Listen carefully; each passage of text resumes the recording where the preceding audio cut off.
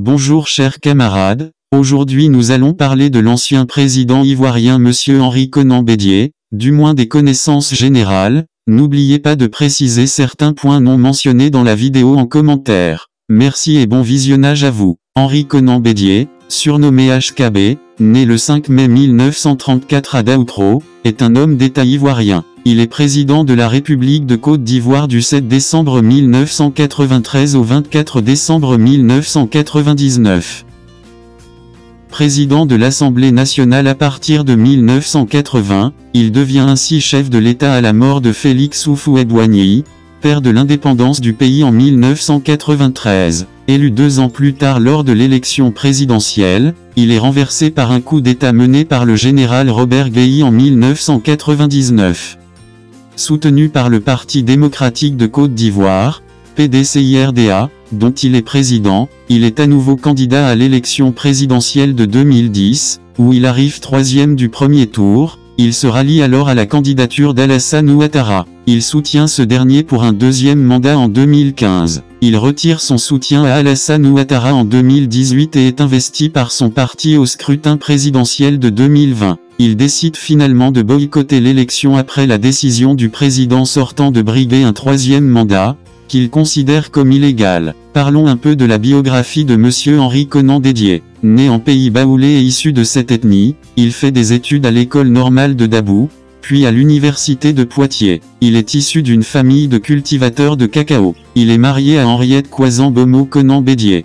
Parcours politique. Après avoir été ambassadeur de la Côte d'Ivoire aux États-Unis, 1961-1966, il revient au pays où il devient délégué aux affaires économiques et financières, 1966-1968, puis ministre de l'économie et des finances, 1968-1977, et enfin préside de l'Assemblée nationale, 1980-1993, sous la présidence de Félix Houphouët-Boigny.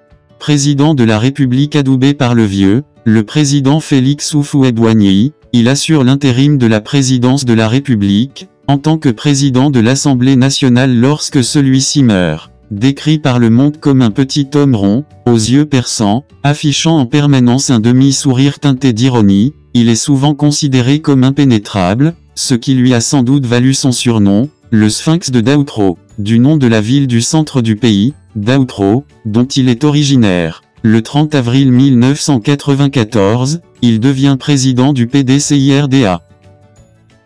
Henri Konan Bédié ne jouit surtout pas du charisme et de l'aura de son prédécesseur et se retrouve rapidement accusé de répression politique et de corruption. Il utilise aussi l'idée de l'ivoirité, notion selon laquelle une personne ne serait vraiment ivoirienne, et donc pourrait se présenter à l'élection présidentielle, que si son père et sa mère sont d'origine ivoirienne. Ceci permet notamment d'écarter son principal rival, Alassane Ouattara, à l'élection présidentielle ivoirienne de 1995. En 1995, il est élu avec 96,44% des suffrages.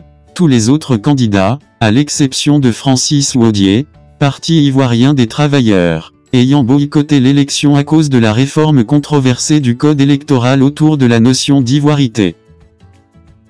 Son mandat est marqué par une crise sociale majeure consécutive aux problèmes économiques que connaît le pays depuis le début des années 1980 malgré des plans d'ajustement structurel et des réformes libérales effectuées de 1990 à 1993. Cette crise est amplifiée par les problèmes croissants de mauvaise gestion et de corruption. Si, économiquement, la Côte d'Ivoire montre des signes timides de reprise, les indicateurs de développement restent en berne tandis que la pauvreté, jadis limitée, augmente progressivement. Afin de relancer la croissance économique du pays, Henri Konan Bédié souhaite mettre en œuvre de vastes chantiers d'infrastructures, dont le projet de pont Riviera-Marcory. En 1998, sur recommandation de la Banque mondiale, le gouvernement liquide l'entreprise nationale énergie électrique de Côte d'Ivoire et transfère ses actifs à la compagnie ivoirienne d'électricité, Compagnie, une entreprise privée.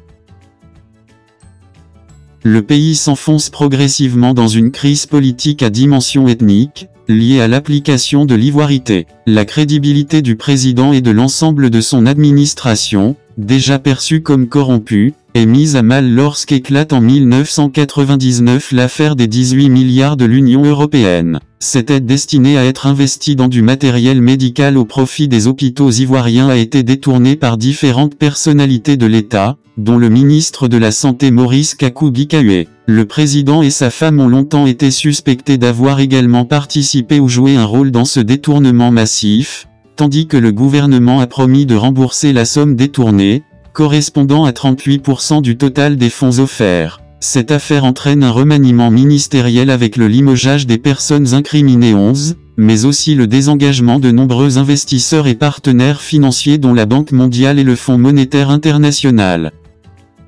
Une mutinerie dégénère en un coup d'État militaire le 24 décembre 1999 et le président Bédié doit quitter son palais en catastrophe à bord d'un hélicoptère de l'armée française. Robert Guéhi s'installe à la présidence. Président du PDCI et candidat à l'élection présidentielle de 2010. Après 2 ans d'exil à Paris, il rentre en Côte d'Ivoire en 2001 pour participer au Forum de réconciliation nationale. Membre de droit du Conseil constitutionnel de Côte d'Ivoire, il est investi en 2006 par le PDCI-RDA pour être candidat à l'élection présidentielle, reporté à plusieurs reprises. Il est alors considéré comme le champion politique des Baoulés. Le 31 octobre 2010, il est candidat à l'élection présidentielle ivoirienne et obtient 25,2% au premier tour, faisant de lui un faiseur de roi au second tour. Après avoir exigé un recomptage des votes, il appelle finalement à voter Alassane Ouattara contre Laurent Gbagbo.